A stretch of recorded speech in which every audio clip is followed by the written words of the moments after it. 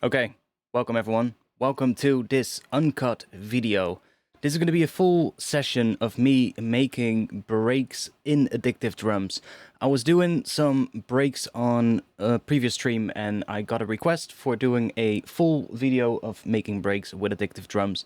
So that's what we're going to do today. We're going to do some breaks. So I'm working on the drum sample pack, as I've said plenty of times already now, and I've been making a bunch of breaks for it, and I want to show you today my process of how I do this. I want to show you basically the entire process from start to finish. So we're going to start with Addictive Drums, set everything up, and then we're going to go and dial everything in, do processing. We're going to add layers with probably Serum or some other synth to reinforce the drums and really make a good drum and bass break. So we might end up making just one break. We might end up making a couple ones. I don't know. We'll see how long it takes us to make a full break. So making a full break is quite a long process. It's not something that you should just do in a couple of minutes. I mean, you can, I guess, but most of the time when you really dive in and try and make your own breaks and make them sound good, expect to take at least an hour or maybe even longer to get a good break going. It's something that takes a lot of time to just get right, especially when you're first doing it. When you've never done this before, it's gonna take quite a bit of time to get a good break going. You will get better at this over time, of course. The more you do it, the better you get at it. So I would say just start doing it. But I hope this video will help to give a bit more of an idea of how to do this. Yeah, I'm not editing this video in post either, so there won't be any fancy editing on screen or anything like that. I might do some slight volume balancing in post if there's a couple of, parts of the audio that are just a bit too quiet. But other than that, I won't really do anything to this, so you can really see the full process. So, like I said, I've been making some breaks, so I've got a couple of examples of ones that I could show. I've got the break folder open here. So, like I said, there's a bunch of breaks that I've already made. So, for instance, a couple of ones, just a couple of examples. Like something like that. And I have a couple of different patterns.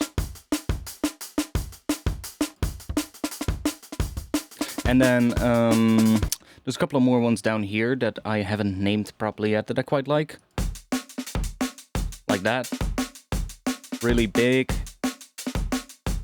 and just good. There's this one as well,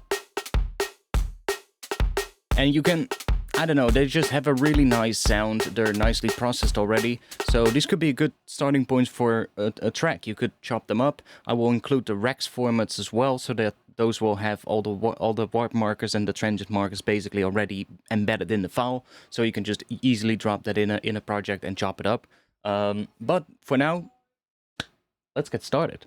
So I'm gonna load up Addictive Drums. I've got a blank project here. There's just my default template, some stuff on the master here that's not really doing anything.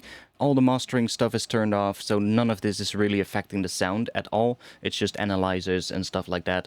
We might use Vision 4X a little bit during the stream. Let me already load up my template. Let's do this one. And then I think I'll switch to the heat map for this, because that'll make things a little bit easier to see. So that'll be for later though. We'll start with just Addictive Drums. So I've got a 2-bar MIDI clip here that's completely empty. So let's put an Addictive Drums on here. Let's just grab ourselves an Addictive Drums and we'll drop that on here. And I'm just gonna start from complete scratch, so we'll just start from I could go from a kit, but I'll just start from a blank kit so that we really have the full process. First things first, I think what would be good is to put in a couple of MIDI notes. So we obviously need a kick drum on the 1. So in Addictive Drums, C1 is your kick drum. So C1, we're gonna just make a very basic pattern for now. So we'll put a kick right there, and then we'll repeat that. And then the snare drums will hit from C#1 all the way up to G#1. We're mostly going to use probably these right here. I'll just start with D1. And let's put another D1 right there. And then do that here as well. I'm also going to grab all these notes and I'm going to make them the loudest velocity. And then let's go and put some kind of head. So I'll just take E1 and we'll just put a head on the open or on every beat. So just something like that. Let's select all the heads and let's maybe put another one in here on a lower velocity. And then I think I want to have some ghost snares in here. So we'll probably... I'll just put a ghost snare here. Make that a little quieter. We'll have to adjust these later. And then we'll do another one right here in front of the kick drum. And maybe have that one a little quieter again. So that's going to be it. And now we can go into Addictive Drums and we can start setting up our patch. So I'm going to get rid of a couple of things. So the room is going to provide a lot of stereo width and a lot of space. And I don't really want that. So for now, I'll just bring the room all the way down. So that we don't get that. We only hear the drums itself and the overheads. I'm also going to center all of these. So let's just put the hi-hat in the center. And let's do the same for the toms. Just so that we have everything nicely centered in the mix. And then we want to select a couple of things here. So let's grab... I'll just grab the Pearl reference kick. I like that one. Let's grab the Pearl reference snare as well. Let's grab the... Let's do...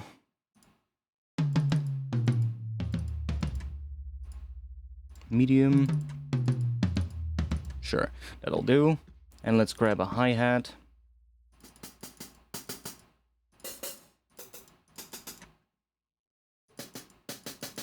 That'll do for now.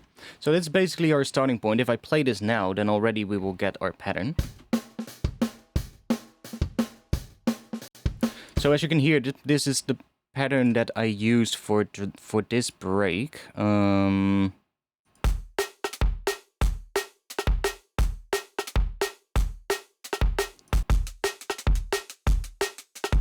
So it's that pattern, and I think it would be fun to make another break with that pattern. So let's just do that.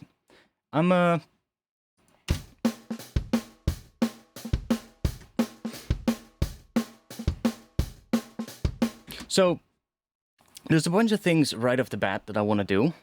First thing, I'm going to go into here. I'm just going to do some processing on this already, just to make it bigger. So I'm gonna grab the Melda Wave Shaper, the multi-band one, and let's grab one of these. Let's just do, or let's see, what do we have? Only one? Oh, we got a couple of ones. What does that sound like? That's actually already pretty good. It's basically, I need it to be a lot bigger than what it was, basically, just so that we have a bit more oomph to it. This will also reveal a lot of the issues with it, so it's a lot easier to hear what is wrong with the break and what we want to change. So next up, I'm going to add one more thing because we are clipping. So I'm going to grab myself a saturator and let's just make sure soft clip is on so it cuts off any peaks going over 0.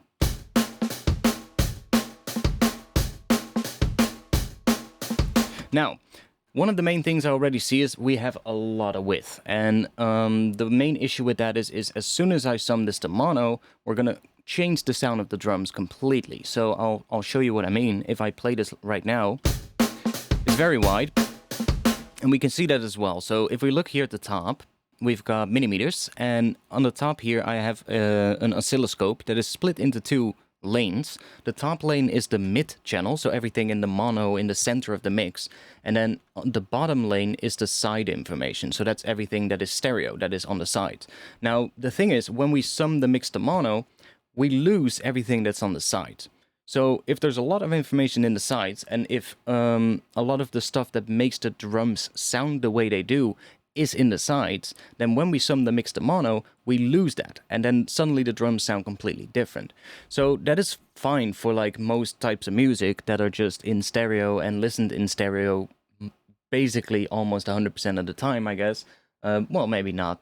You know, a lot of stereos could still be mono, but you get what I mean. Like most realistic music with bands and stuff, or anything that is like pop music or something, it's not as big of a deal when there is less mono compatibility than with electronic music.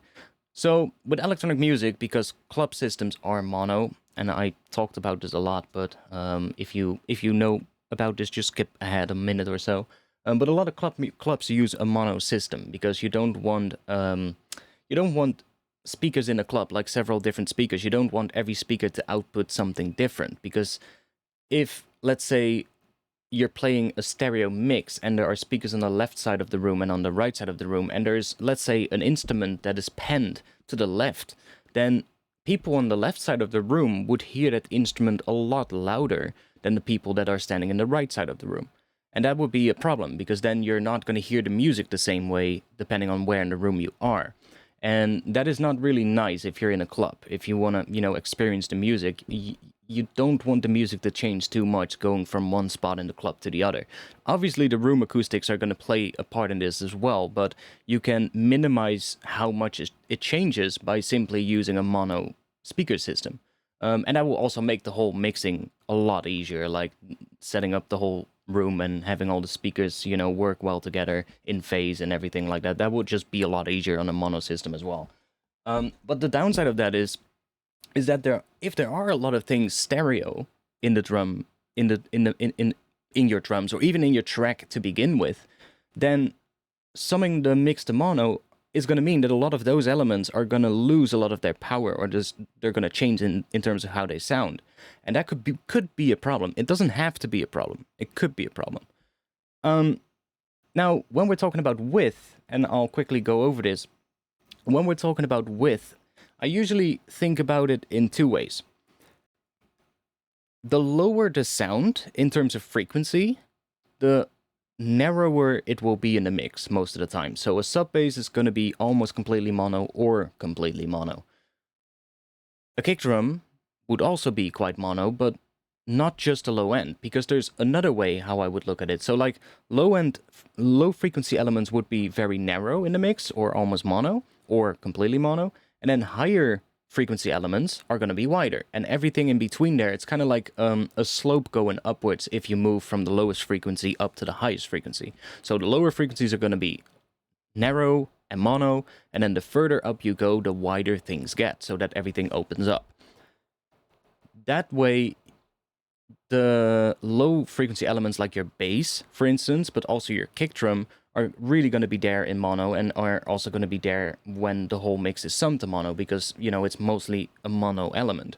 But there's another way how I look at this. I also look at this in a way of like importance in the mix. So all the elements that are really important for the track to sound the way it has to sound need to be close to mono as well. What I mean with that is for instance, with the case of drum and bass and a lot of electronic music, the two most important elements in the track will most of the time be the drums and the bass. Those two elements together form the backbone of almost any electronic track. And if any of those two elements loses a lot of power when the track is summed to mono, that is not a good thing most of the time. That will probably result in your track sounding a lot weaker. So those two elements need to be a lot more centered in the mix and a lot more mono, so that they're going to be as powerful when the track is summed to mono as when the track is playing in stereo. Things like pads or synths, or I don't know, effect sounds like filter sweeps, like noise sweeps and stuff like that, those are less important for the track, right? Same with like reverb, for instance, like reverb and space that you add to your instruments. Those are less important for the track, to sound heavy, right? It's more to fill out space and to fill in gaps and to make everything sound polished. But if those elements are kind of decreasing in volume a bit as soon as the track is summed to mono, it's not as much a problem, because you don't lose the backbone of the track. Everything just gets a little bit narrower, and it gets a little bit less polished, maybe because there's less reverb in the track in mono. But the main power will still be there, and that's the main thing. So you can look at it from in terms of like frequency content, so low frequencies to high frequencies, but you can also look at width from like the amount of importance in the mix. So when it comes to drums, most of the time my drums will be very narrow. It will be very centered in the mix, and maybe only the cymbals and the hi-hats and maybe the very splashy top end of the snare will be wider, but most of the drums will be just almost mono. And that's, I think, really important to understand. So with Addictive Drums and any of these like drum emulation plugins, they try and emulate a realistic sounding drum kit, and a realistic sounding drum kit isn't mono, right? Most of the time they're recorded with multiple microphones, so you get a stereo mix to begin with, and there is width. So this is, you know, something that you would have to work with, and you would have to decrease that. So I guess let's do that. So that's way too wide. Let's go into here, and we're first gonna change a couple of things. So I'm gonna go into the kick, and we're gonna enable a couple of things to clean this up first. So it's way too big at the moment. Let's enable here. I'm just gonna click in this window, and I'm going to click on the envelope here, and we're gonna shorten the envelope all the way. And we're also gonna bring the release down quite a bit. So if I solo this, we can just hear the kick. So we're now going from that really big sound to something a bit shorter. And we can change the curve here as well. So if you hold shift, you see a little dot appear, and we can change the curve with that. So we can give it a bit more of a linear curve maybe. And that will also allow us to decrease the release even further. Now I do want to keep a little bit of that tail, so I'm not gonna get rid of it completely. Something like that might be good. And I'm also gonna enable this switch right here. So right now, every time the kick plays, it's triggering a slightly different sample. So basically, these are round-robin samples, so that when you play multiple kicks in a row really quickly, they don't sound all identical to each other. They all have a slight amount of variation to them. That makes it sound less robotic, less mechanical, I guess, and less like a sampled drum kit. But for drum and bass, we don't really want that. We need it to be consistent. So I'm going to click this, and that means that we now get the exact same sample every single time. Now, because we've chosen the loudest velocity, the kick has a very clicky start, and the way how you would normally get rid of that would be to just take your kick and just make them a bit quieter, as if they're hit a little bit softer, and then we get that sound, which is a lot more pleasing in my opinion, but we're also losing volume on the kick, so I don't really want that. So I'm gonna bring the kick back up all the way. And instead, we're going to go into Addictive Drums, and we're going to bring this thing all the way down. And then we're going to take the top one, and we're going to bring this one down as well. And that will, basically with this, we can select which velocity samples, so which velocity layers it is allowed to use. And it's not changing the volume of the note at all. It's literally just telling Addictive Drums, this is the range of the velocity layers that you are allowed to use. And the top layer of that is going to be the louder velocity layer. So if I bring this down, right away, we get rid of that really clicky start.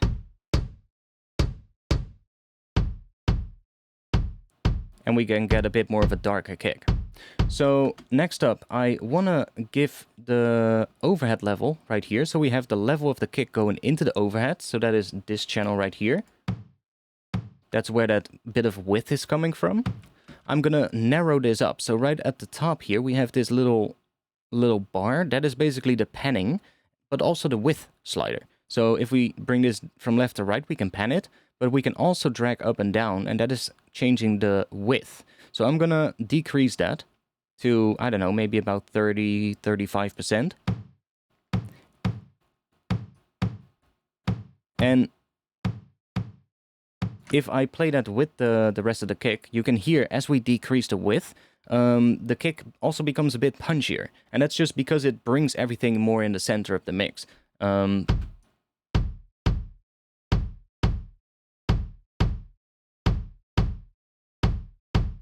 Just make sure that you're keeping the panning at 0. So let's just go for 30%. And next up, I want to do the same for the snare. So I'm going to go and solo the snare. Or actually, we could leave the kick solo as well so that we can hear them together. Now, right away, I can also hear that the kick drum changed. And that is, if I mute the kick, we can probably hear that. Oh no, we can't. There is a little bit of buzz happening. So every time the kick is hit, the kick is struck.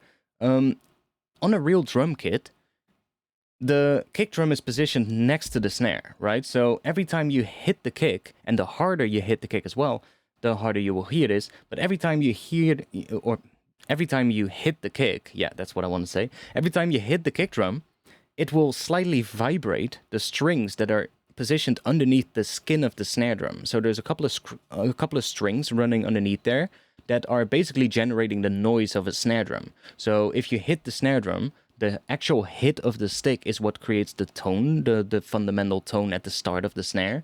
And then the noise is coming from those strings vibrating underneath the skin against the skin, and that is creating the tail that rings out. But because these strings are really close to the skin of the snare, you can actually hear them when you hit the kick drum as well. And that is a little extra sort of like buzz that happens on the kicks in a real drum kit. But sometimes you might not really like that. So in this case, we can, luckily in Addictive Drums, we can change the volume of that, which I don't think you would be able to do in a real drum kit. Well, maybe you could by changing the mic position or something like that. Or, I don't know, physically putting something in between the snare and the kick so that it doesn't bleed into the mic from the kick or something like that. It would be quite difficult to do, but I guess there would be a way. But we can actually just control the level. So we can just see on every kick. So that's without. And that's the strings vibrating. So I'm just gonna leave a little bit of it in, because I do kind of like it, but I don't want as much of it, because we are quite heavily saturating these drums anyway, so it's going to bring that up even more. Let's click here, and let's do some more stuff. So again, no alts, because I want to be able to control which samples we get. I'm going to bring this down, and I can choose which sample we're going to use. Now, I most of the time bring this down as well on the snare, because I really like the range between like 80% down to like 60%, somewhere in between there. You get some pretty nice snare tones, and it also sometimes slightly changes the resonance of the snare. So I'll show you what I mean. See, different tail. Again, different sound. Slightly different there. And now we're getting more into like softer snares. And the further down we go, it almost starts sounding more like a marching band kind of snare, which can be pretty good for if you want to make more lighter sounding snares. Like around here. What we're hearing now is basically what our ghost snare sounds like when we had it at the loudest velocity. It's kind of like what a ghost snare sounds like, but then with a much louder velocity than what it was when we had it like this. But it sounds kind of similar to a ghost snare. So you can really change what sample we're going to use. Now I'm just going to go for somewhere around here. Kind of like that as a starting point. And I'm going to go and click here. So again, we're going to shorten this up. So let's bring this up a little, curve it up, and then we're going to bring it down.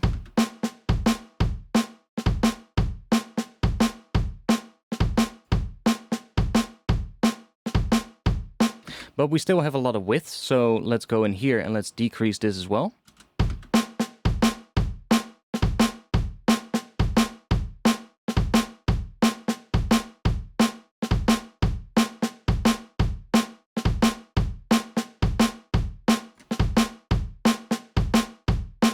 Okay, now if we bring the hat back,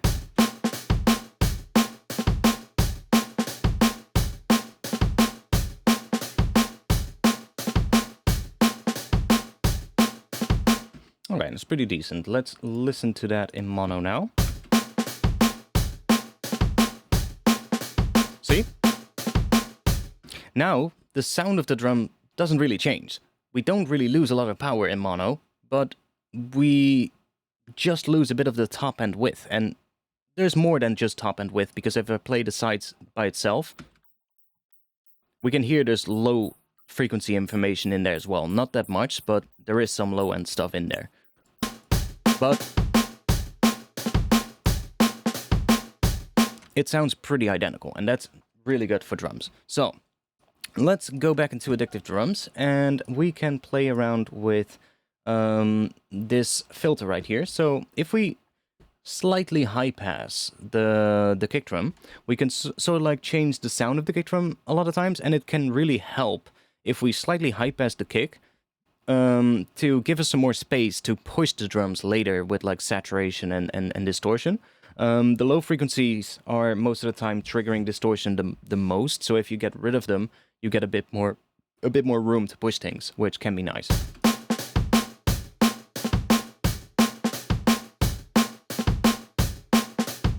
And can also make the kick sound a little bit less messy, a little bit cleaner.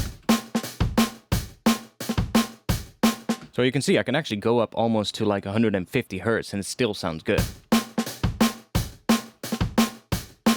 Now this filter is a very how do you say it? It's not a steep filter at all. It's not like a 40 dB per octave filter or something. It's a very gentle filter, so you still get quite a bit of low frequencies, even though we're already at like a high pass of 330 hertz. I can still see we get sub right here, so there's just less of it. So this is nice to just maybe clean it up a little. Next up, let's do the same thing on the snare. So on the snare, we're gonna go and high pass this a little bit higher, maybe.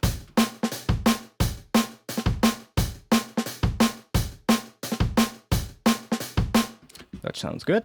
And then on the hi-hat, we want to do the same thing.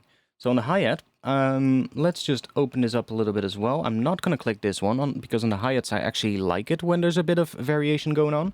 I'm not really going to touch the envelope because I think we might need a longer envelope if we need some open hats. But I do want to use the filter here. And I really want to bring this up quite high. So something like that. See? So that really cleans up the hats. Gets rid of all the low-end muddy stuff going on in the hats that we don't need. So next up, maybe we can do some more processing here. So if I click these three things like that, we can affect all these three independent from each other. So I can say maybe I want to do some EQ on the kick. So maybe give it a bit of sub boost here after we've done this high pass. So this is applied after these things. And that way we can kind of boost the sub a little again. But it's gonna both boost, because we're using quite a wide boost, it's boosting the sub, but also the stuff around like 100 hertz where the punch is. And because we've decreased the sub first, it doesn't sound as boomy as it would have otherwise sound. If I would have just left this alone and start boosting here, you can hear all that sub happening. And the more I boost, like if we go up all the way here, you can hear how it's really starting to sound bad with that wave shaper. Right? But if I enable this, it cleans it up. It's still a bit much, but something like that is pretty good. And then we could maybe decrease a little here.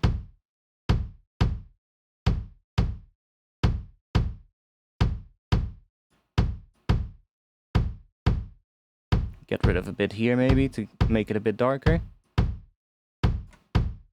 And then snare drum, same thing here. I also want to change the pitch of the snare, so let's pitch it up a little.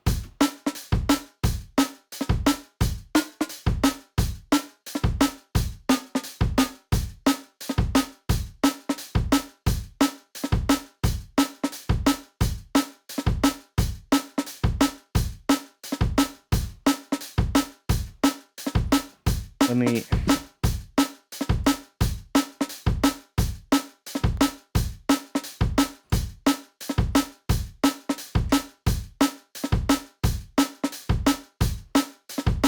That's hitting a C sharp.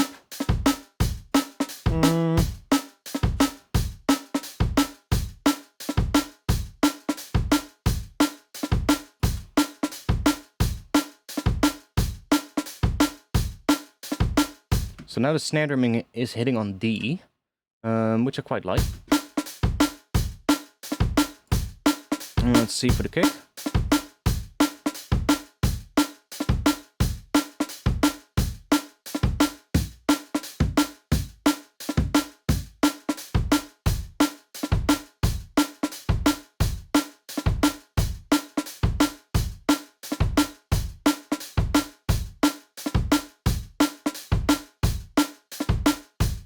Actually, it might go down on the kick.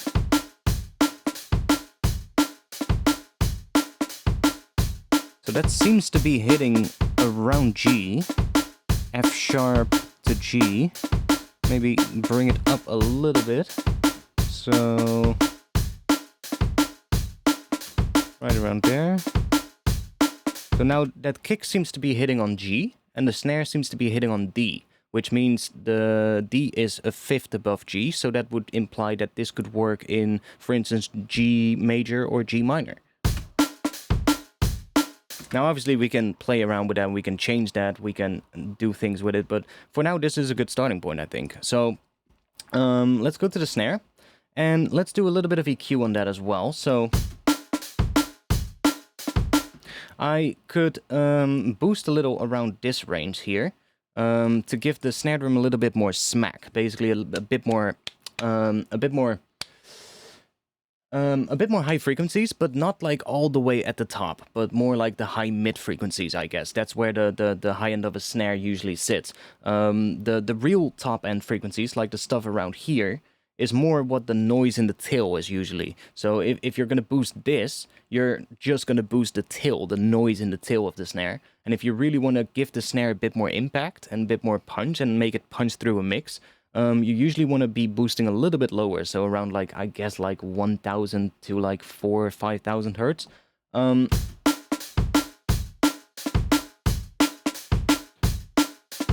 So in this case, around 3000 hertz up to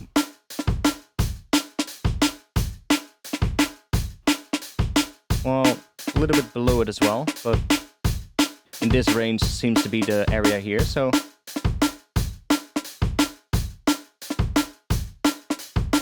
gonna boost a little there.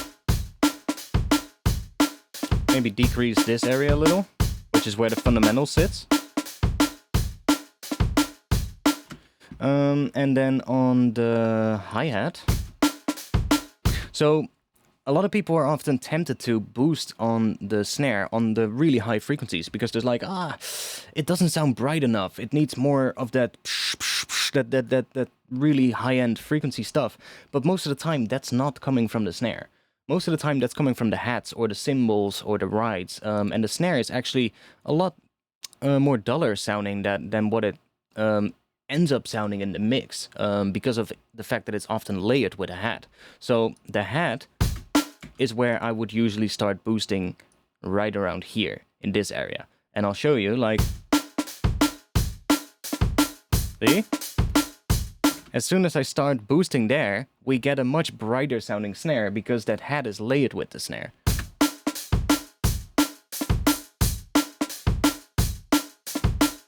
And we can also high pass this a little because this, like I said, is a very gentle filter. So even though we're filtering high passing at 2000 hertz, we're still getting low end. Just very quiet, but by doing this, we're just making sure that there's a little bit less of that. You don't often want to go all the way up to like here, but I mean, you can. But I do usually like to have a little bit of the stuff around here still in there because there's quite some character happening in that mid-frequency area for hats.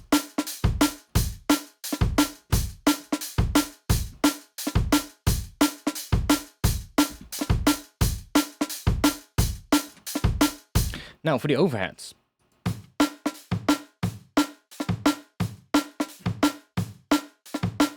What are we going to do with the overheads? Let's think. We could try compressing these.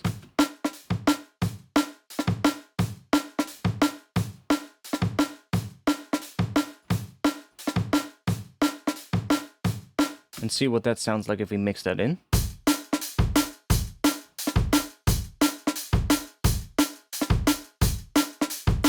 And we can really fatten the drums up with this.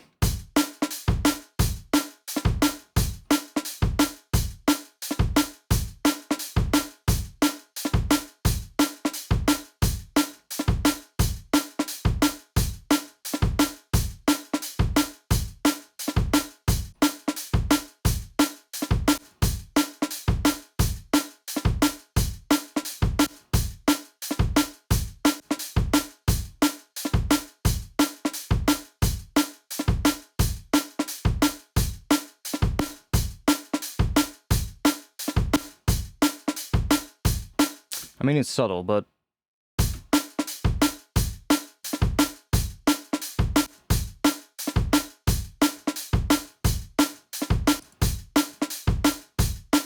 let's just leave it on there. A little bit of compression on the overheads might be nice.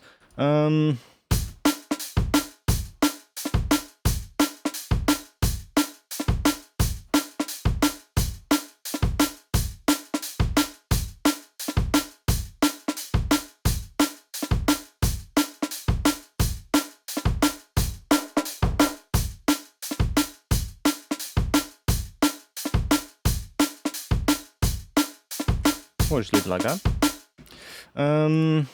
Maybe.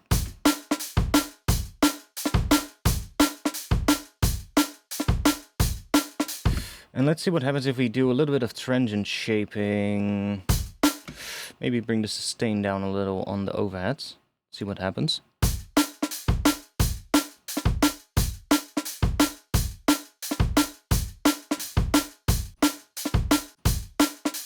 Not that big of a fan of that, so let's just leave it at this.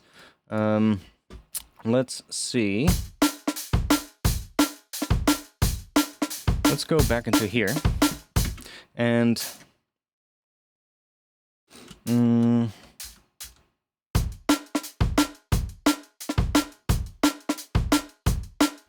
also go for a bit more of a head like that.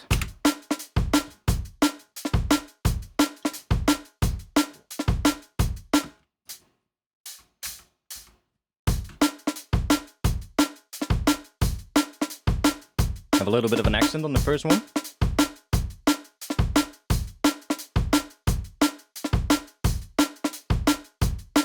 Ah, that's nice. Okay. What else do we want to do now? We could bring in a little bit of the room. So, what I usually do with the room, I often use the room to give the high end more width. And to kind of open up the high end a little bit. So, right now, if I would add the room, we're going to get all that width back in, and it's really going to destroy the sound of our break, even if we just mix it in. Although, like, that does sound nice, honestly. Let me just be honest. Like, that sounds really cool. But I'm worried how much of that is still there in mono. See?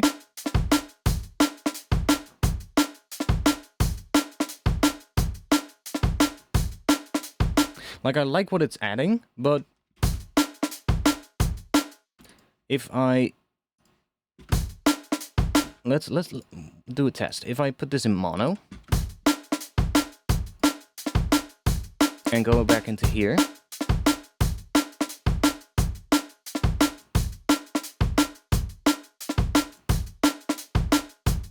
see how little it's actually adding what I'm doing now with the room. So if I mute the room, it does sound slightly different.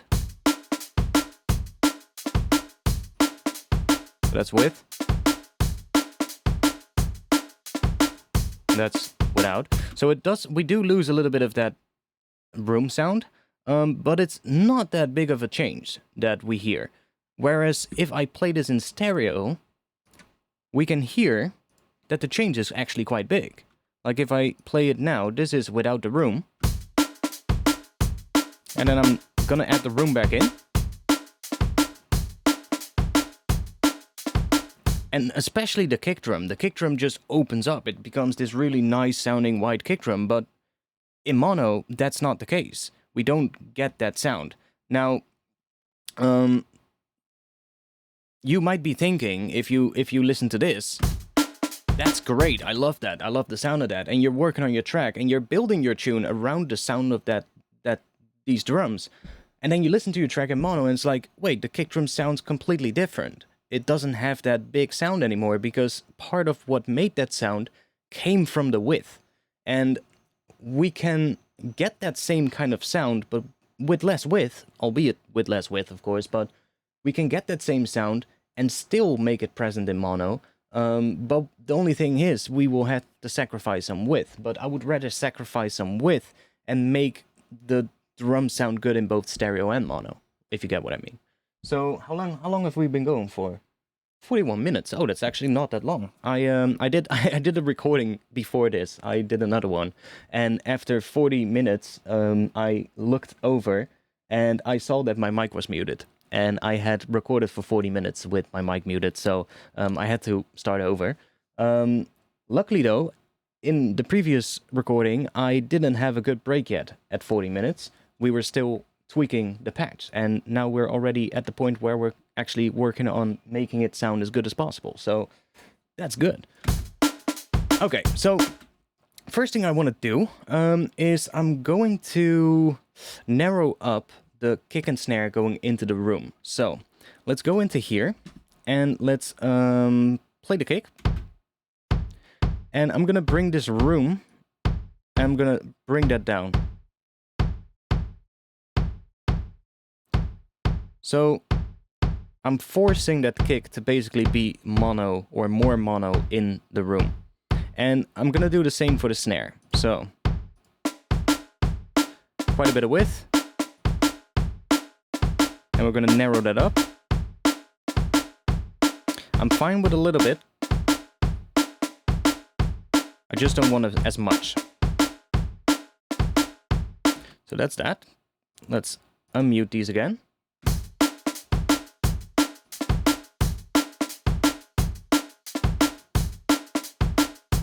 There we go.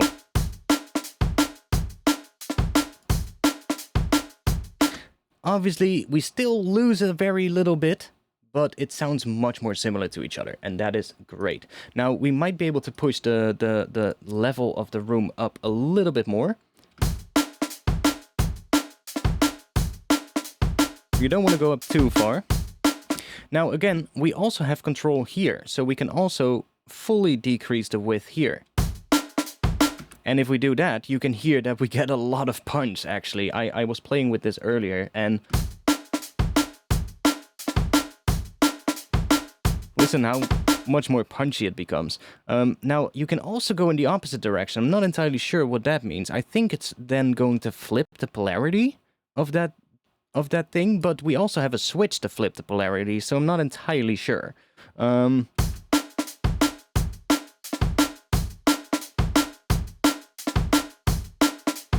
I would have to look that up in the manual, but I actually think we might decrease the width of the overheads here as well.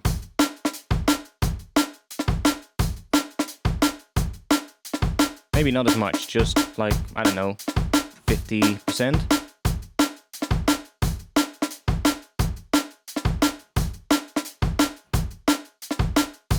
Now, this one, so if we play just this one,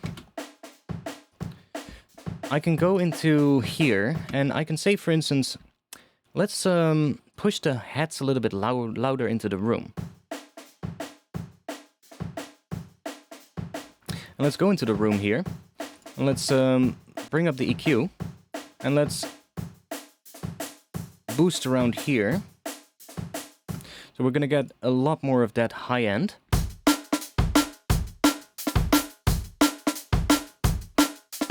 And because this one is still wide, and the hat going into here is still wide as well, we're going to get a lot of width coming from that. We're going to open up the high end, and the hats are now nice and wide in the high end. But we're not really widening up the snare too much. Like, we are a little bit. Like, there's obviously some high end of the snare in there, but not as much as what we would have had previously. So can maybe bring this down a little bit here so that we get a bit more of this kind of a shape. That way we're even less affecting the snare. So now if I play this without the room,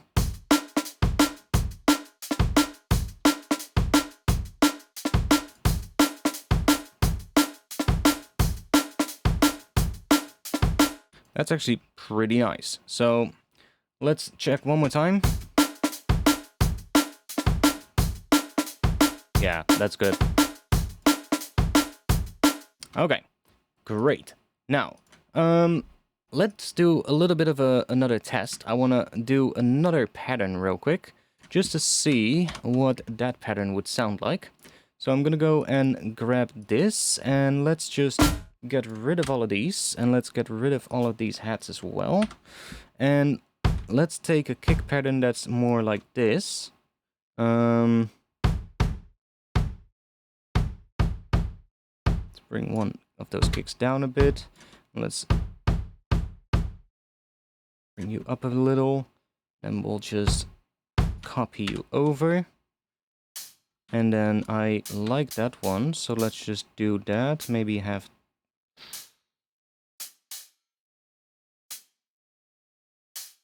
Let's see. Let's copy these, so those hit on the kicks. And then you can hear what we're gonna do, probably. We're gonna go and put snares right there.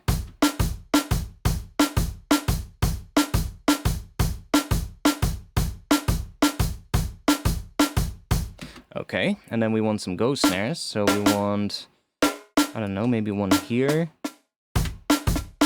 No, maybe here. Yeah.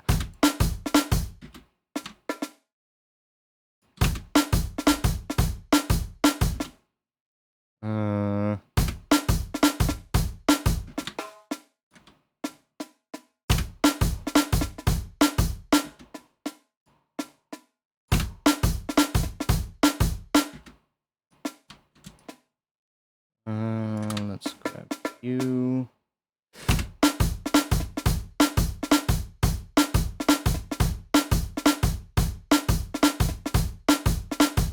And let's put some more hats in. So let's go and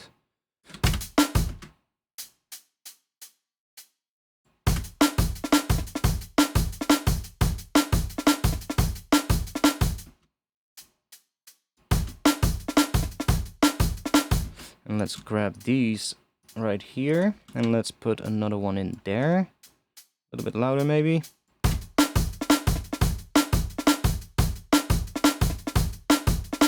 And we can play around as well with like a little roll if we want. So if I put the grid at 30 seconds, and I put 2 notes in like here, and then make them pretty quiet, we can create this kind of an effect.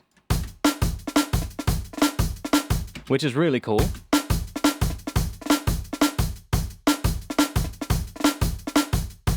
We can maybe also play around with putting this hat on that one, which is a little bit of a more close sound. That's slightly going to give us a different thing there.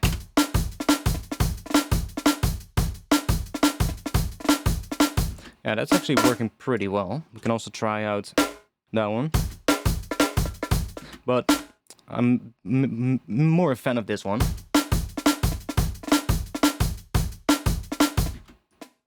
Now this section, let's see.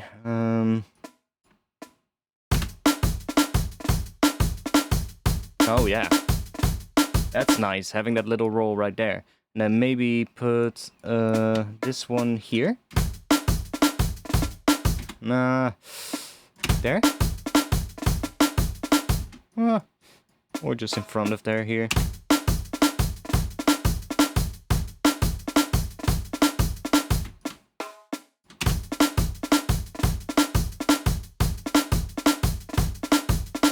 So you can see how we can get some pretty cool patterns going.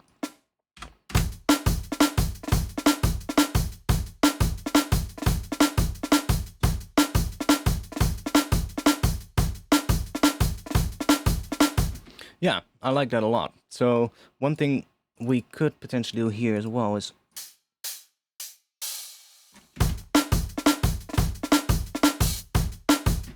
do that, or maybe we want to make the snares have a bit of a snare right there. Maybe that one.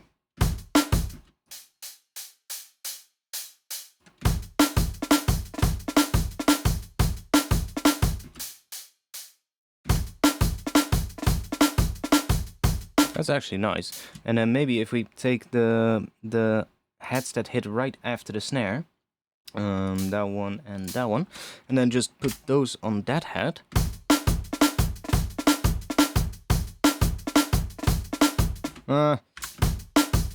That's better. Maybe just decrease them a little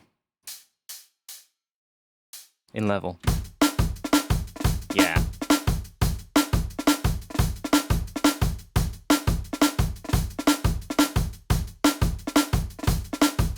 So now we have two patterns. And this one probably could use, like, I don't know, some shakers. We could actually add those in here. I can show you how I will do that. We have the kit here. We got these little flexi boxes right here. There we can actually put like some other things. Basically just an additional snare drum or an additional hat or an additional ride or anything we can put in there. But we can also, if we go in here and then choose extras, we got cowbells, for instance, but we'd also got tambourines. So I can say maybe, I like that one. And if we have that one there, we can go in here, and then I just need to find where the tambourine is.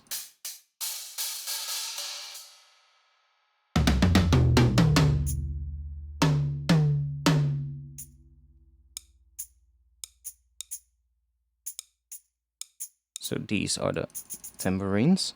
And then probably those need to hit right here.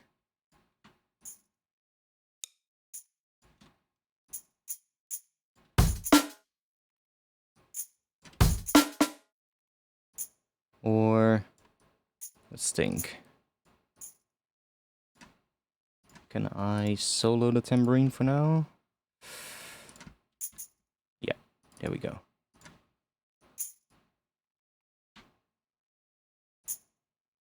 Let's do that.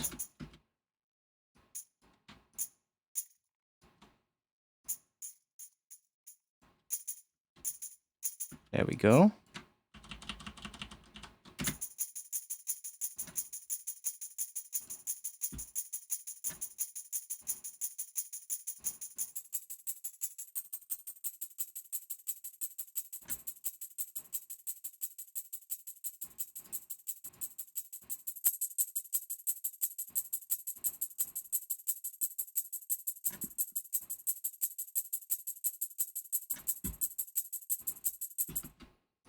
And now we should have a little bit of a tambourine going on top of this.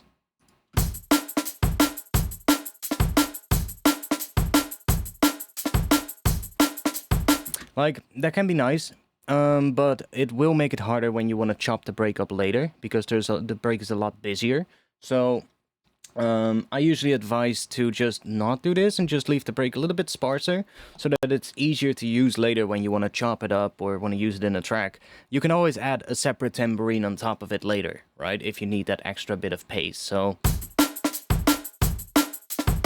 yeah, that's just a little thing. Other than that, I guess not that important. So let's just get rid of this one for now. Okay, so this is a pretty good break, honestly. What I think I want to do now is freeze this. Oh no, wait. One thing first. We can check what this break would sound like at a different pitch. So I'm gonna mute these two. So we're just gonna get this now. That's the break coming out of out of Addictive Drums. That's without the distortion coming out of here. It's actually pretty basic. I mean, we haven't, I guess, fully gone through here yet. There's still a couple of things we can do. Like, we haven't used the bus, I'm not really gonna use it, actually. I'm just gonna leave that one. But on the master here, we might want to do a little... Let's see... This one? That should take care of any clipping, I think. Let's see. Yeah, so... Without this, it's clipping a little here. So if I turn this on, it basically saturates it a little bit. So it saturates the loudest peak going over 0. And we don't get any clipping before the distortion. So that when we then freeze this without the 2 distortions on it, we're not clipping, basically. That's just all. Maybe you want to add a little bit of drive here. Can get pretty heavy pretty quickly because we have this additional distortion on it. Right? But what I do want to play with is the transient shaper real quick. Because listen, that way we can really add some punch to this whole thing.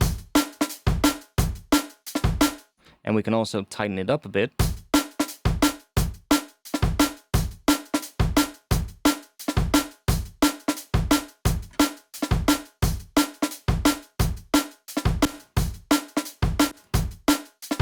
Yeah, that's nice. And then maybe, just to be safe, we're gonna decrease this a little. This is just gonna decrease the output volume, and it's also gonna decrease how loud we're running into the wave shaper. So we're gonna get slightly less distortion now, but if we want more, then we just need to push the wave shaper a bit further. So basically, I'm just giving myself a little bit of headroom. So now let's turn these 2 off. I'm gonna copy them first. I'm gonna turn them off. And then we're going to freeze this track. Fuck, I forgot something. Unfreeze. What I want to do is I want to see what this sounds like on a higher pitch. So I'm going to go and take these 2. I'm going to bring the project tempo down to... Could be anything, but let's just try 130. Or maybe 135. So now we get this. So much lower. Now I'm going to freeze it. And I'm going to create a new audio track. And let's put this one on here. And let's put this one on here. And now I'm going to paste those 2 effects on here. So that we get the same sound, but now with audio. I'm going to solo this track. And if I play this now, we should get our entire break. And then here we have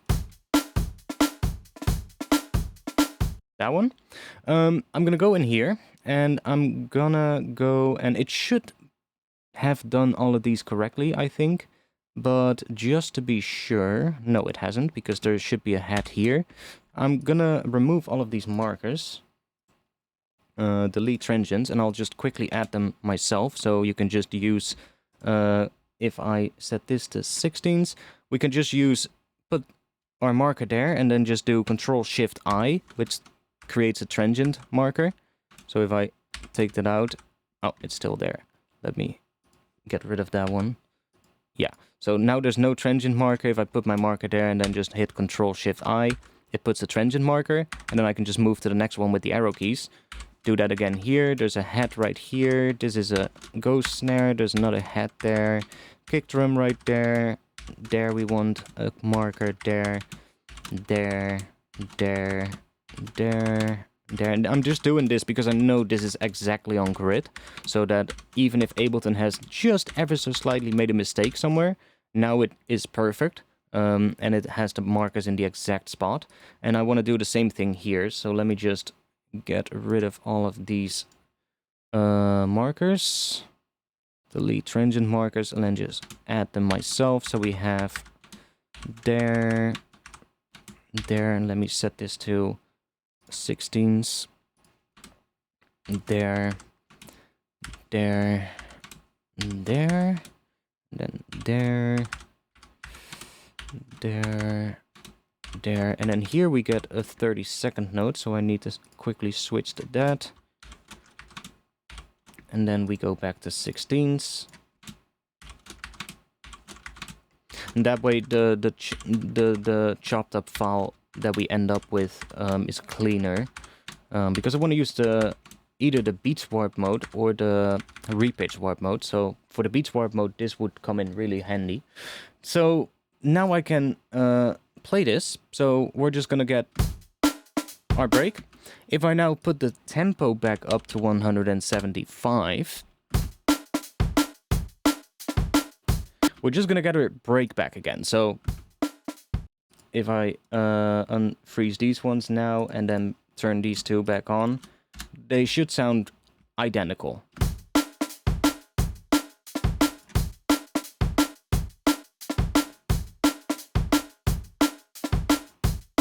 See? They sound identical. So now I can go in here and I can use the warp algorithm. So if I just bring this down a bit, you can see here, beats warp mode. I can set this to one-shot mode and I can start playing with the pitch.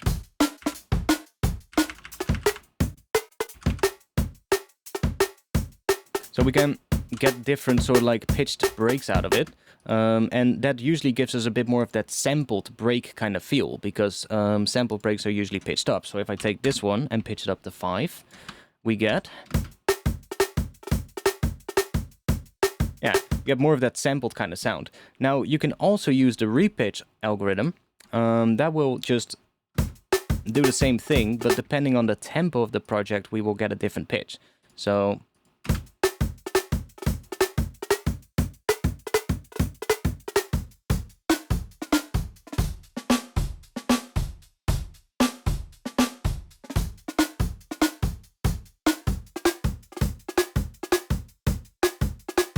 and that way we can find like other pitches that might be cool.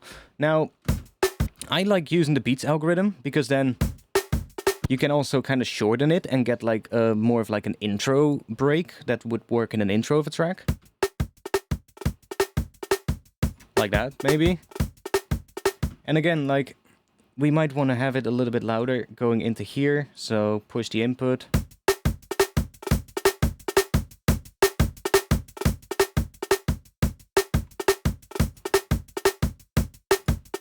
Now, obviously, we might get some slight artifacts when we do this because it will add like a fade to all the hits. And on the repitch mode, we don't get that. It's just going to play the break at whatever pitch it needs to play it to get into this tempo.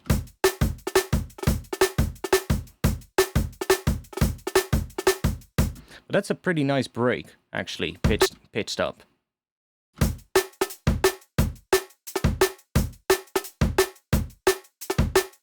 So... that would be a way how we could use this. So I'm going to move these aside, because that sounds pretty good. But I want to go back into here, and I want to show you something else that we can do. Because right now it still sounds very much like a very acoustic sounding break, right? And to make it a bit more punchy and a bit more, I guess, more modern in terms of drum and bass, we can... we're an hour in, so we've got time to do this. I'll try and keep this under 2 hours. We can start adding something to this to make it, well, sound bigger and I guess more processed, more like drum and bass. This kind of break would work well in a bit more of an old school sounding track, I guess. So, but if it's more like a modern drum and bass track, it's probably not going to work. So in that sense, I'm not sure if this break will be good. We might have to go into Addictive Drums and change some of the kit pieces. So maybe some of the kick and snares that we are using. But let's see. I'm gonna go and group this. So I'm just gonna group the Addictive Drums actually. And we're gonna go and add another chain. And this is gonna be our kick chain, or the whatever we're going to use to reinforce the kick. Let's open up an Addictive Drums, a serum. Let's put a serum in here. And now, every time I play this, we're going to get a whole bunch of notes. Not what we need at all. So I'm going to go and open up the key selector here. And I know that the kick drum is hitting on C1. So I can take this, and I can bring this all the way up to C1, and then take this, and I can bring it all the way down to C1. Like that. So now, every time the kick plays, we get a saw wave. That saw wave is hitting on C, and our kick was hitting on G, if I remember correctly. So that would be up 7 semitones from C, and that would be C, or G, my bad. Let's put a sine wave in here. Let's make sure that it's re-triggering. And then this is obviously too high for a kick, so let's go down. And next up, we can close this down again. And let's... So now we're adding sub underneath that kick. I want to make a volume envelope, so bring the volume all the way down. And let's add an LFO to that. And let's set this to envelope, and I'm going to unsync to BPM. And we're going to use this to add sub to our kick. So now it's also running into the wave shaper quite loudly, and we can hear that as well. So we might want to put the wave shaper inside of the rack so that it's only on the Addictive Drums. And then leave the saturator outside of it, maybe. So let's take this and put this on the Addictive Drums instead, so that that is clean. And this is still big. Let's see if that works. So let's solo this one and just have a little look at it. So it's pretty short, but we need to set this up a little. I'm just gonna do that, maybe make this a little... it's short because the note is so short. So I'm just gonna add a bit of release here. Should we do a release? I mean, we could do it another way. I do want to have a bit of a release just so that we don't get a click. But what I can do here is I can take a MIDI note length device. I can put that in front of the serum, and then I can just up the length here, so we get a longer kick. And that should do the trick. So now we want to have a pitch envelope. So I'm going to do the same thing again. Unseek the BPM and set this to envelope. And we're probably going to need something around this kind of a shape. I'm going to put that on the chorus pitch here. And let's make sure it's unipolar by clicking on that arrow. I'm just creating ourselves a bit of a kick like that. Speed it up a little.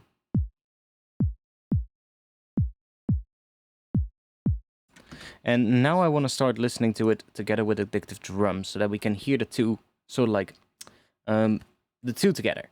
Now, when I make breaks, or when I do drums, I've been doing this a lot lately. Back in the day, I would always really heavily sidechain my breaks to my main kick and snare that I would synthesize. And I mean, that works. It works. It sounds good. But most of the time, I actually like it more when I have a break and then I design a kick drum that complements that break. So a kick drum that kind of is in line with the sound of the break. Let me turn the light on here, by the way. There we go. So when the kick that we synthesize is in phase with the kick and the break, it will kind of strengthen the kick, and we don't have to use sidechain as much, or maybe not even at all, to get a good punchy kick. So already, that's adding a bit more power to it. So that's good. Let's do another pitch envelope. This one is going to be much quicker, so we're really going to go for 100 Hertz now. Let's do LFO 3 on the chorus pitch of A as well.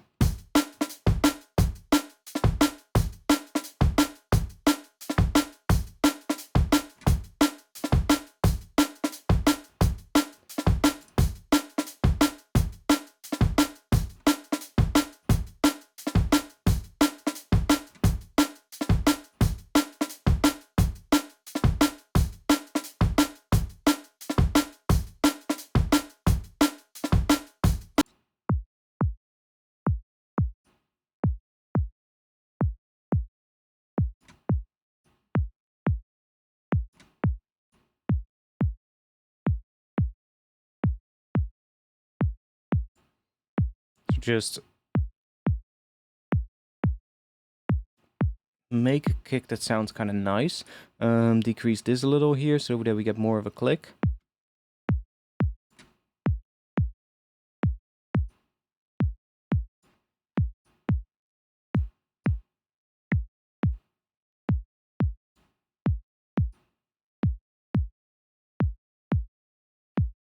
Pretty decent.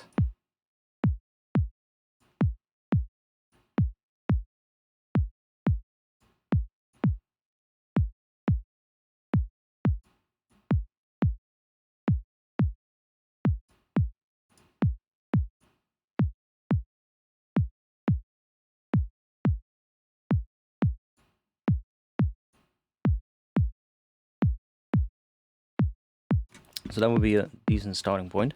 Now, if I play this with the Addictive Drums, we can start playing with the phase of this sine wave, and we will start hearing when it's in phase and when it's out of phase. So it might be good to just loop this first kick and put or open up Vision 4X. So I have that on my master. Let me just open this up. I'll put that where you guys can see it. Let's put that right there. And then let's put this around here, I guess, so we can just switch back and forth. Oh, fuck, I want to see... Let's do this. Let's put this here. Let's put this down here so we can see the kick drum. So, if I start moving the phase here, we will be able to see what happens to the kick. I'm not sure where the kick is. Oh, right here. So, this is our kick. Okay, well, that is our kick. And when I start messing with the phase, we can see that the oscillation of the sub will change. So we can clearly see it's kind of out of phase right here. It's kind of doing a weird wiggle. It's not really going down all the way. It's not going up all the way. It's kind of fucked right here. And if I move this around, we can see that that whole relationship between the two changes. Right? Now,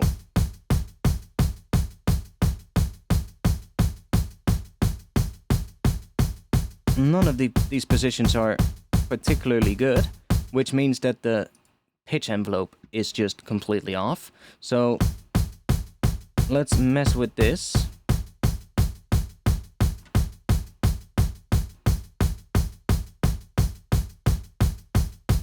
And what we want is we want to find a spot where it's more in phase with the other kick, which can be a bit tricky, but here we start getting a bit more of like a nice sine kind of shape, and then we can use this to play around with how it aligns.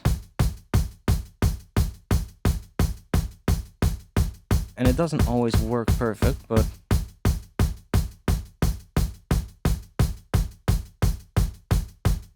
like maybe the pitch of the kick is actually different, because this one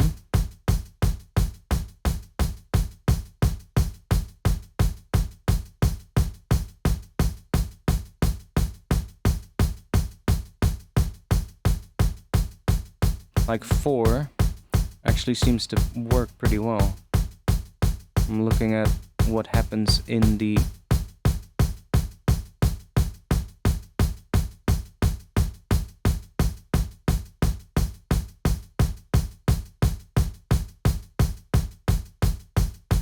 It is too low, but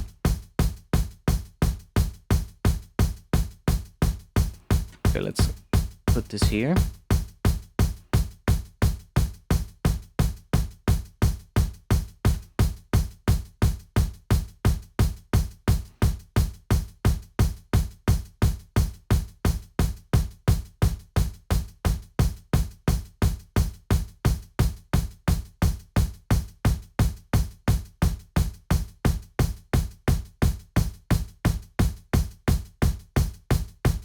And sometimes this doesn't work at all, and that would be an indication that it might be a better thing to sidechain.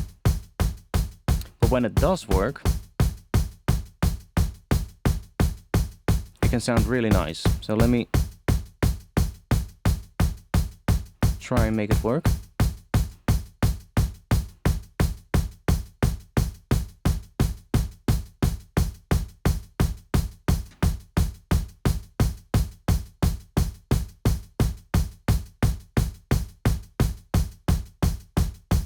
Let's try maybe another one.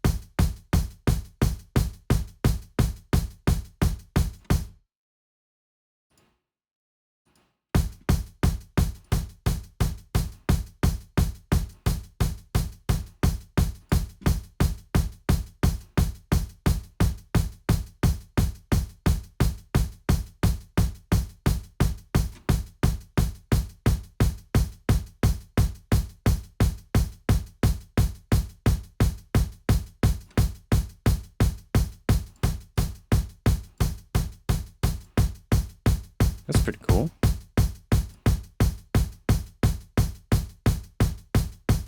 Now we can also only use like the first part of it, so that we really only add it to the transient, but kind of like the sub that it adds in the tail as well. So that would be, it's not perfectly aligned, but it still sounds kind of cool. So we could do that. Let's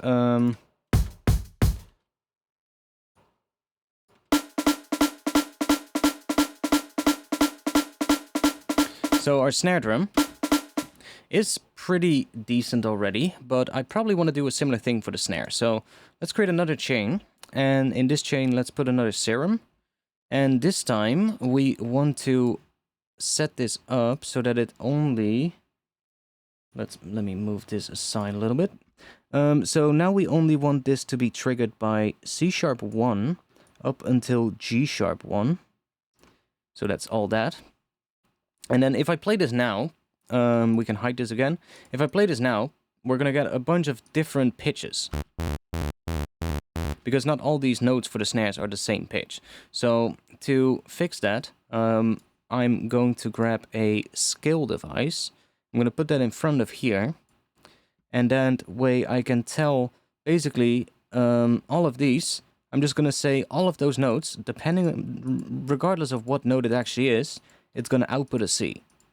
So now this will always output a C into serum. See? So they're all going to be the same note. And then we can use this to tune to whatever it needs to be. So I remember it was tuned to D, the snare drum. So I'm going to push this up 2 semitones.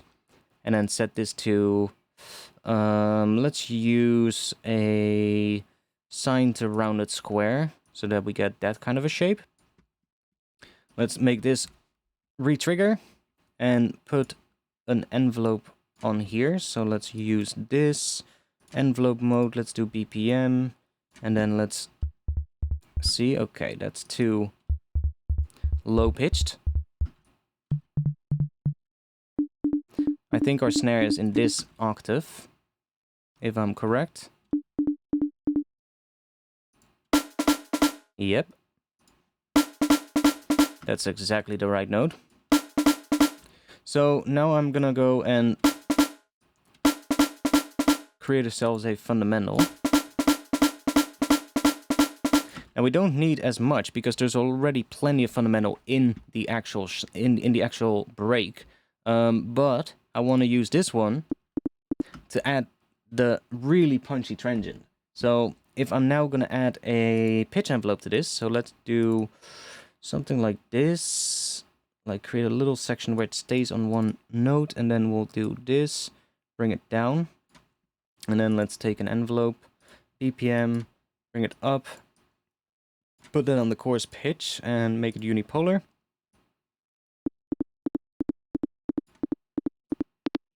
We get that really clicky sound, and we want to play around with that and the break. So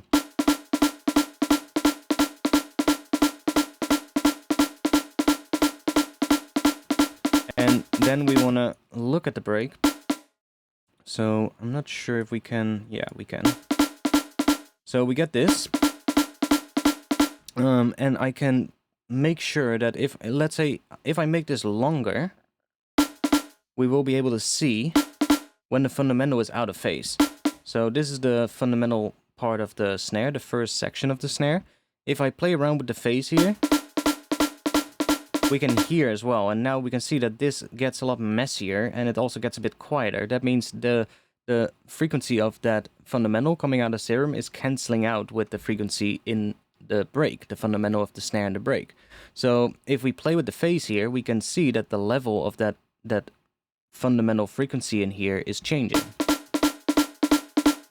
And we can hear it as well. And then it goes out of phase again. And here it's actually almost completely opposite in phase. So we want it to be somewhere around here. And then we can decrease that so that we're really adding to the first section of it.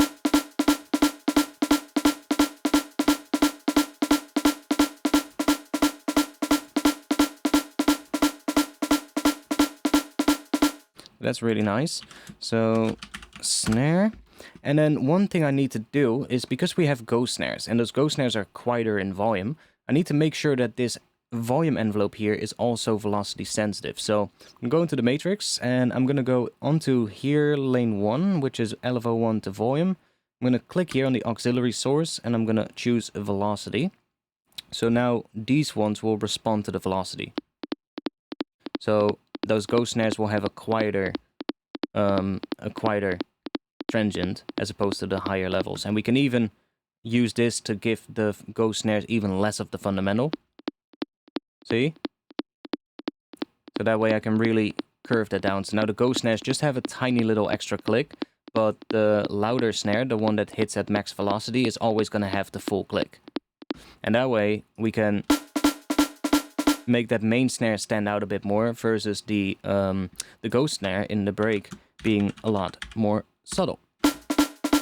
So now let's have a quick little listen to our full break.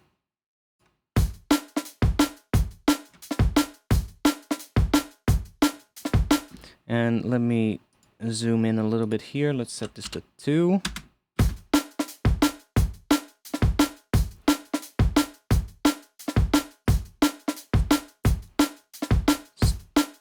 Check this in transient mode.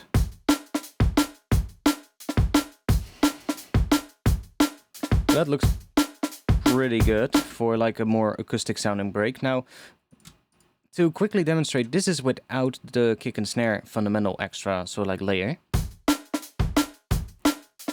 And then I'll add them back in.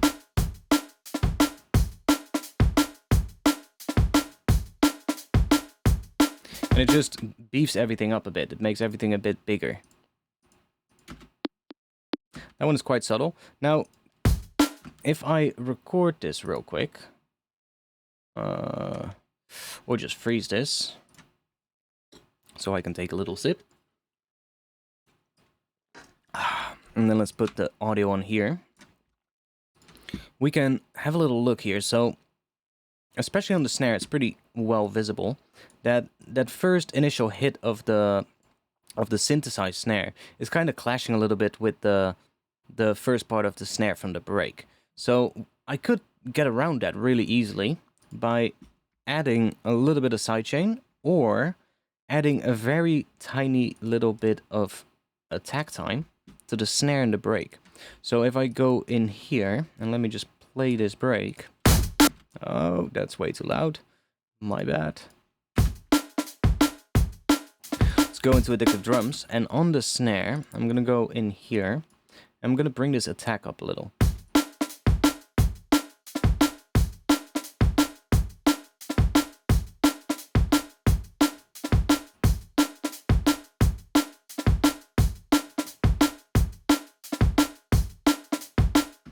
And if I now freeze this, and let's put that on another track below that other one, then we can compare the two. So let's zoom in on the snare. It's actually pretty much identical. It didn't really do much. I think. Yeah, it didn't really do much. I mean, it's fine. It sounds fine. That's all that matters. So yeah, that didn't really do too much. Sometimes it does. Sometimes it cleans it up and it makes that synthesized transient come through more. But in this case, it's not really doing much for that. Maybe we need more.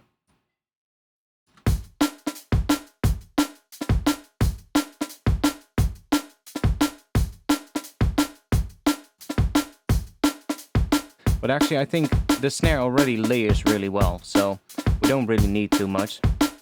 We could try it on the kick.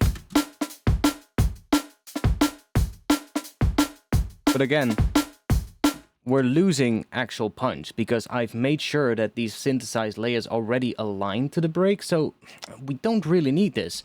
Like sometimes I do this when I initially start from the break and then or when I start from like synthesis and I synthesize a kick and then I synthesize a snare and then I use Addictive Drums to add something to that, then I usually have to end up using the fades to make them work together. But because I've already made the break first and then I did the synthesis layers to the break, we don't really need to do this. I can also listen to just the kick and snare and it's gonna sound nothing like a normal kick and snare. I mean, the kick is still relatively okay. But it's much more boomy and sub-heavy than what I would normally have made for a kick. And the snare is just a blip. There's no noise tail, there's nothing, but it doesn't need that, right? This was all made while the break was already there, so these are just there to complement and add to the break what that break was missing. So it doesn't matter that the kick drum sounds a little weird and that the snare drum sounds just like a little blip. It doesn't matter because that is exactly what the kick drum or what the break lacked, right? So that's kind of why they sound like that, and it's not that they sound like that because I wouldn't use these kicks, this kick and this snare by themselves. I would literally just use it like this with the full break. And that's the more important thing. So, yeah. That's that. That is an hour and a half. I think that is going to be more than enough, actually.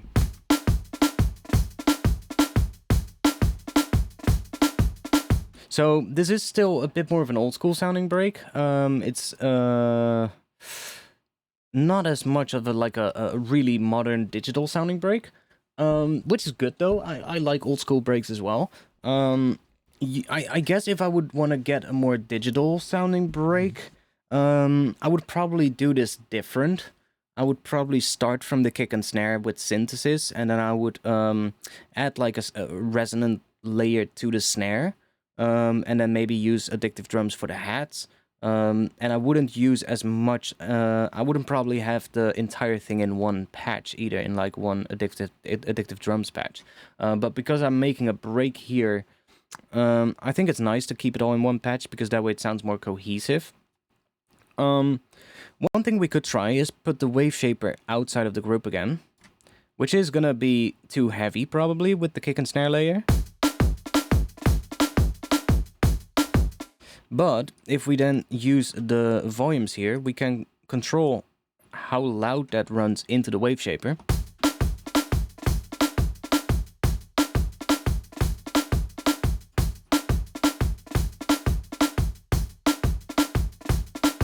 And we don't get as much of that distortion, so that could work as well.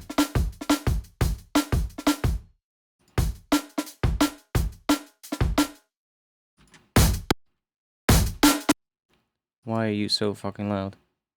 Oh, because it's doing that.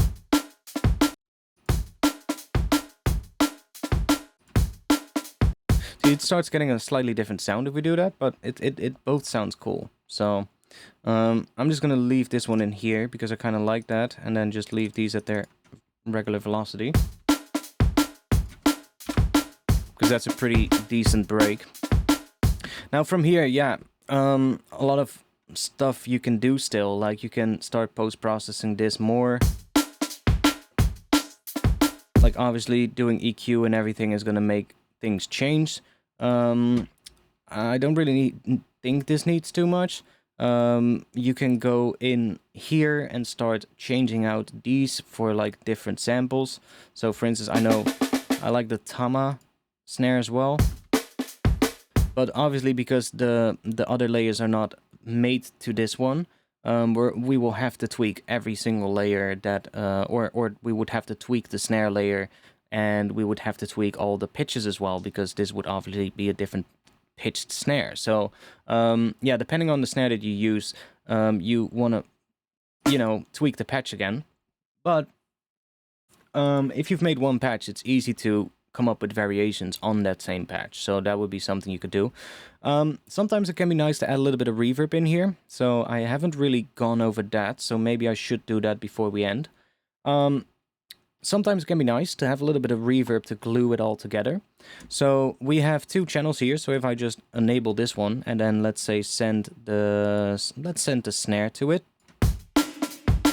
And we can do the same with the kick. Bit much maybe, but let's just do a little bit for the kick and a bit more for the snare. And we can choose one of these, so maybe the room could be good. I'm gonna bring the decay down.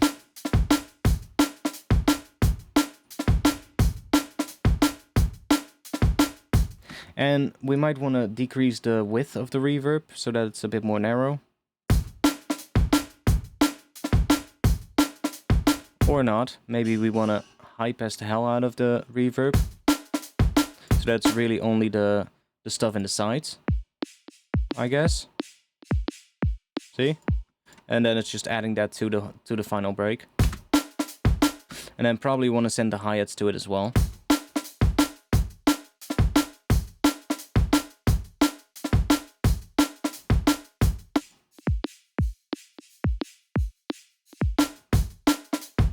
That we just get a little bit more space in the break. Now again, if I want to check what this would now sound like at a slower tempo, let's bring this down.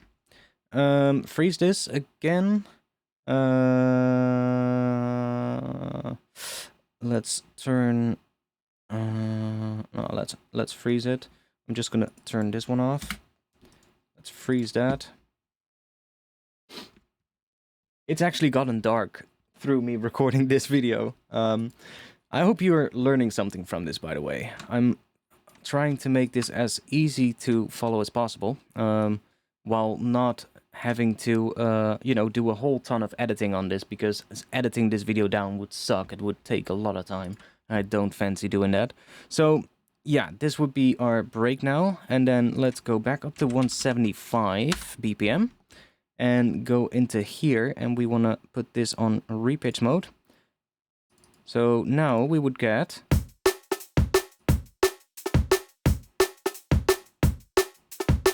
so that is compared to this one that we had earlier. Now obviously, like with this, we just have a bit of a the kick is a bit more punchy and a bit more the same for the snare. It has a little bit more of a punch layer, even though it's a bit fucked at the start here. Like this, I guess it would be a good thing to maybe do some sidechain on this to really make it fit well. But honestly, this isn't a problem. It's happening so quick at the start that it's not going to be that much of a problem, I think.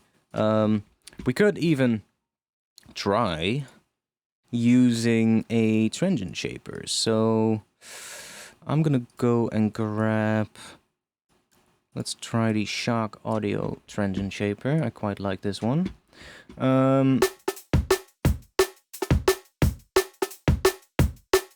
Like if I do that,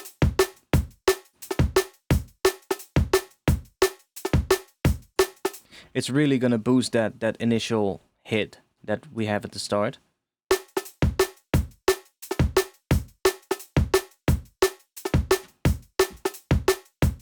And if I now freeze that, and then put that on another audio track, let's see what that has done to that first part of the snare. and a kick maybe as well. So yeah, see? So now it has brought up that first part at the start there, which is basically the clicky part and the part that really helps punch through a mix. That is now louder here at the bottom. So that has made it a bit more consistent, which is nice. And even up until here, it's just evened the volume out a bit, which is nice. And I think that is also the case on the snare now. Yeah, exactly. See, so that problem that I had with this being a little bit fucked at the start is kind of fixed. See? So it's basically more consistent in volume now. And that way, that is an easy fix without having to go back into everything and having to tweak everything. So yeah, I guess that's that. So thanks for watching. I hope you learned something. I'm gonna try and do more of these. I want to keep expanding this whole series of these in-depth drum videos, these deep dives into drum design for drum and bass. I want to keep doing these. So let me know what you want to see in the next one, I guess. I have no clue what to do for the next one yet, so maybe you want to know more about making, I don't know, anything that comes, anything related to drums, basically, is what we could do. So if you have an idea, and if you want to learn something, then let me know what that is, and I can see if I can do a video about that. So I hope this cleared some stuff up about making drum breaks. This is how I do the drum breaks for most of my sample packs and most of the tracks I'm working on. But a lot of the breaks in the sample pack that I'm working on at the moment are made in this exact way. From here, you can keep processing these and do a lot of stuff to it to create variations on these breaks. Obviously, if we go back into here, for instance, if I go back into here and I change the wave shaper, we're going to get a completely different sound. So this wave shaper is doing a lot to the sound. So if I want to get a different sound, I can just literally go in here and choose a different preset, and we will get a completely different sound. Like, see? So by taking a different preset and different wave shaping that's happening, we also get a different sounding break. So by messing with this, we can come up with other variations of a break. So there's a lot of different things we could do like this, and there's actually some pretty cool sounding ones. I have some already saved.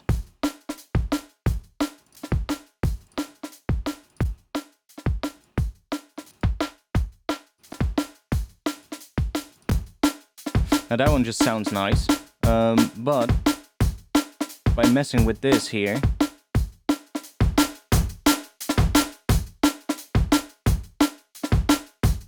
we can really affect how the break sounds. Now these are all linked as well, so if I unlink these and then go into here, for instance, we can change the shape of that one. So let's say that particular area was getting too distorted, we can just change the shape of that and do that for each of these.